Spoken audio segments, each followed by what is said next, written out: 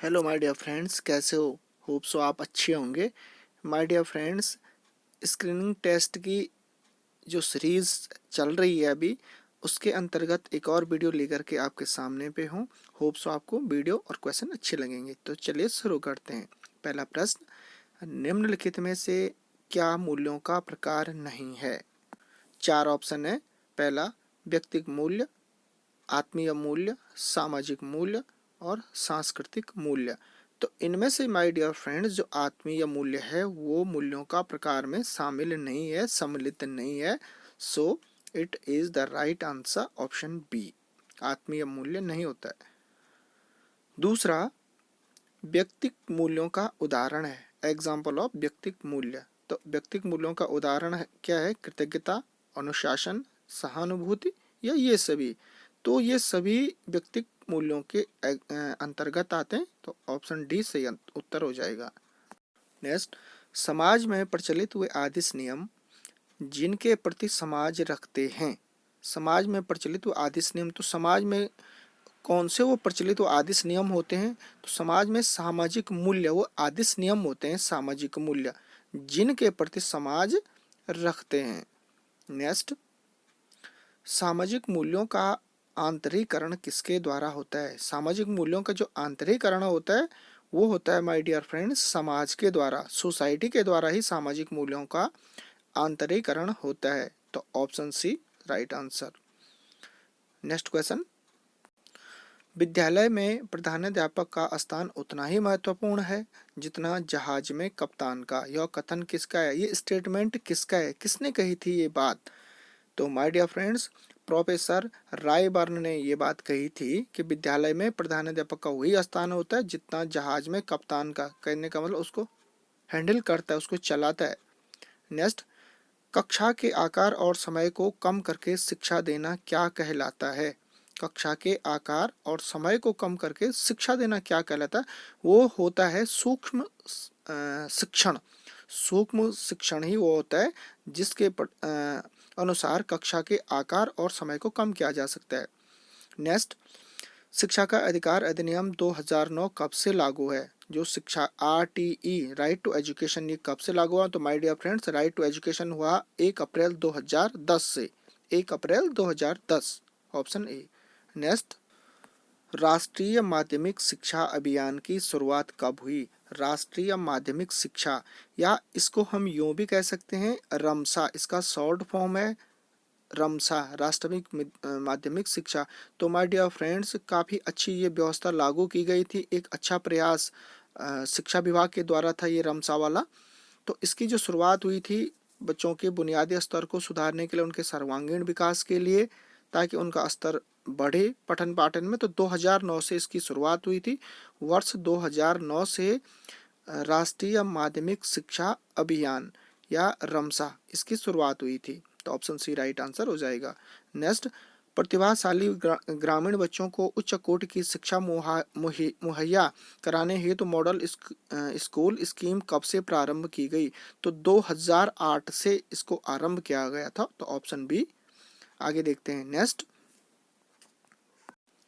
अध्यापक शिक्षा बोर्ड की स्थापना का चुनाव सर्वप्रथम किसने दिया था? अध्यापक शिक्षा बोर्ड की स्थापना का जो चुनाव, तो कोठारी आयोग ने ही इसकी संस्तुति दी थी। कोठारी आयोग ने कि अध्यापक शिक्षा बोर्ड की स्थापना का चुनाव हो। तो कोठारी आयोग my dear friends, option C. Next, रस्तोगी आयोग ने किस बात पर बल दिया था? रस्तोगी आयोग ने किस बात पर बल दिया था? तो माय डियर फ्रेंड्स, रस्तोगी आयोग ने आत्म मूल्यांकन पर बल दिया था। आत्म मूल्यांकन। तो ऑप्शन सी सही उत्तर हो जाएगा। नेक्स्ट, किस आयोग ने यह कहा था कि अध्यापकों का निष्पादन मूल्यांकन किया जाए तभी वे नए वेतन की प्राप्ति कर सकते हैं? तो किसने कहा था? विश्वविद्यालय अनुदान आयोग, UGC। तो UGC ने ये बात कही थी कि अध्यापकों का निष्पादन मूल्यांकन किया जाए। Option A.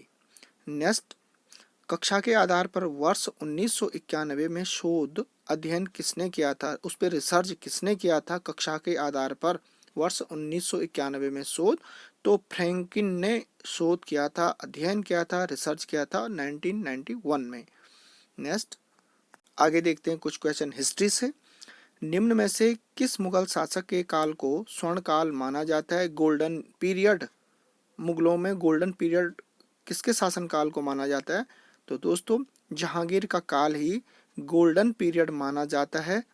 Jahangir golden period माना जाता है, उसने इतने अच्छे ढंग से शासन चलाया कि गोल्डन पीरियड माना जाता है। नेक्स्ट मोहम्मद फकीर एवं मीर हामिस किसके दरबार में प्रमुख चित्रकार थे? मोहम्मद फकीर और मीर हामिस तो दो चित्रकार थे, दो पेंटर थे। तो शाहजहां के शासनकाल में, तो शाहजहां के दरबार में वो प्रमुख चित्रकार थे, काफी अच्छे फेमस पेंटर वो थे, अच्छी चित्रकारी वो किया करते थे शाहजहां के शासनकाल में। नेक्स्ट निम्न में से किसने शेर ए अकबर के नाम से उपनिषदों का फारसी में अनुवाद करवाया? तो फारसी में अनुवाद करवाया था उपनिषदों का दारा सिको ने, दारा सिको ने अनुवाद कराया था, उनका ट्रांसलेट करवाया था। आगे देखते हैं नेक्स्ट निम्न में से किस शासक ने मयूर सिंहासन का निर्माण करवाया था? एक काफी फेमस है हिस्ट्री में मयूर सिंहासन। तो चार ऑप्शन है यहाँ पे, मुगल पीरियड के चार शहंशाह हैं यहाँ पे, चार वंशज हैं उन डायनेस्टी के चार शासक। तो शाहजहां वही एक शख्स था जिसने मयूर सिंहासन का निर्माण करवाया था। नेक्स्ट सिखों के नौवें गुरु गुरु तेग बहादुर की हत्या किस मुगल शासक ने करवाई थी? तो औरंगजेब ने सिखों के नौवें गुरु तेग बहादुर की हत्या करवाई थी, औरंगजेब ने। तो ऑप्शन बी राइट आंसर। आगे देखते हैं स्वतंत्रता के पश्चात हमारे देश में किस प्रकार की समस्याएं थी? हमारा देश स्वतंत्र तो हो गया था, लेकिन समस्याएं क्या थी? तो माय डियर फ्रेंड्स समस्याएं ये सारी थी, रजवाड़ों का विलय करना, शरणार्थियों का पुनर्वास, लोकतंत्र की स्थापना, ये सारी की सारी समस्याएं थी हमारे देश में उस समय। तो उपरोक्त तो सभी सही आंसर हो जाएगा। नेक्स्ट जब हमारा देश आज़ाद हुआ स्वतंत्रता प्राप्त के पश्चात भारत में प्रथम बार कब आम चुनाव करवाए गए? पहली बार देश में चुनाव हुए थे 1951-52 में। 1951-52 में देश में पहली बार आम चुनाव करवाए गए। नेक्स्ट भारत के आर्थिक विकास के लिए आर्थिक नियोजन का प्रारूप किस देश से अपनाया गया था? किस देश से हमने उसको अपनाया, वहाँ की हमने कॉपी की, नकल की? तो सोवियत संघ, रूस से ही हमने आर्थिक विकास और आर्थिक नियोजन का जो प्रारूप था उसको ऑब्जर्व किया था। नेक्स्ट भारत में सामुदायिक विकास कार्यक्रम कब शुरू किया गया? हमारे देश में सामुदायिक विकास कार्यक्रम कब शुरू किया गया, किस साल से शुरू हुआ? तो 1952 से 1952 से सामुदायिक विकास कार्यक्रम की शुरुआत हुई। आगे देखते हैं किसी राज्य का उच्चतम विधि अधिकारी कौन होता है? किसी भी राज्य का उच्चतम जो सबसे हाईएस्ट होता है विधि अधिकारी कौन होता है कानून का? तो महाधिवक्ता ही उच्चतम विधि अधिकारी होता है किसी भी राज्य का, महाधिवक्ता। तो ऑप्शन बी सही उत्तर हो जाएगा। नेक्स्ट राज्य विधानसभा के सदस्यों की अधिकतम निर्धारित संख्या क्या है? राज्य विधानसभा के सदस्यों की अधिकतम निर्धारित संख्या क्या है?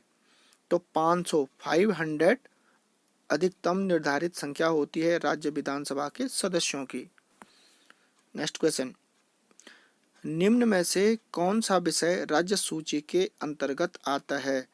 संघ सूची और राज्य सूची। तो जो ऑप्शन है इनमें से कौन सा विषय राज्य सूची के अंतर्गत आता है? तो जो कृषि है वो राज्य सूची के अंतर्गत आता है, कृषि। ऑप्शन ए सही उत्तर हो जाएगा। आगे देखते हैं नेक्स्ट 92वें संविधान संशोधन द्वारा कौन कौन सी भाषाएं 8वीं अनुसूची में शामिल की गई हैं? वो कौन सी भाषाएं हैं जिनको 8वीं अनुसूची में शामिल किया गया? तो बोडो, डोगरी, मैथिली और संथाली वो भाषाएं थी जिनको 92वें संशोधन के द्वारा शामिल किया गया 8वीं अनुसूची में। नेक्स्ट हरित क्रांति के किस फसल के उत्पादन में सर्वाधिक प्रभाव पड़ा? हमारे देश में जो क्रांतियां हुई थी, हरित क्रांति, श्वेत क्रांति, नीली क्रांति, तो जो हरित क्रांति हुई थी उसका सबसे ज्यादा प्रभाव जो फसल है किस फसल पे सर्वाधिक प्रभाव असर पड़ा था? ज्यादा मतलब काफी अच्छा बेनिफिट मिला था, गेहूं उत्पादन पे सर्वाधिक प्रभाव पड़ा, बहुत ज्यादा मात्रा में गेहूं उत्पादन होने लगा। तो ऑप्शन बी राइट आंसर हो जाएगा। नेक्स्ट क्वेश्चन नीली क्रांति का संबंध किस क्षेत्र से है? नीली क्रांति, तो माय डियर फ्रेंड्स, नीली क्रांति का संबंध है मछली से, मत्स्य उत्पादन से, मत्स्य पालन से नीली क्रांति का संबंध है। क्यों? मछली पानी में रहती है और पानी का कलर दूर से जो है ब्लू कलर का दिखाई देता है, नीला, तो इसलिए नीली क्रांति का संबंध है मछली से। नेक्स्ट क्वेश्चन, भारत में द्वितीय हरित क्रांति की शुरुआत कब हुई थी? भारत में द्वितीय हरित क्रांति की शुरुआत कब हुई थी? द्वितीय हरित क्रांति की शुरुआत हुई थी वर्ष 1981 से लेकर के और 1984 तक, 1981 टू 1804। नेक्स्ट आगे, विश्व में गेहूं उत्पादन में भारत का स्थान है। गेहूं उत्पादन में हमारे देश का कौन सा स्थान है? तो माय डियर फ्रेंड्स, गेहूं उत्पादन में हमारे देश का स्थान है दूसरे नंबर पे हमारे देश गेहूं उत्पादन में। दोस्तों, होप सो आपको सारे क्वेश्चन अच्छे लगे होंगे। अगर आपको वीडियो अच्छी लगी, क्वेश्चन अच्छे लगे, तो वीडियो को लाइक ज़रूर कर देना, जिससे हमें मोटिवेशन मिलता रहे आगे वीडियो बनाने के लिए।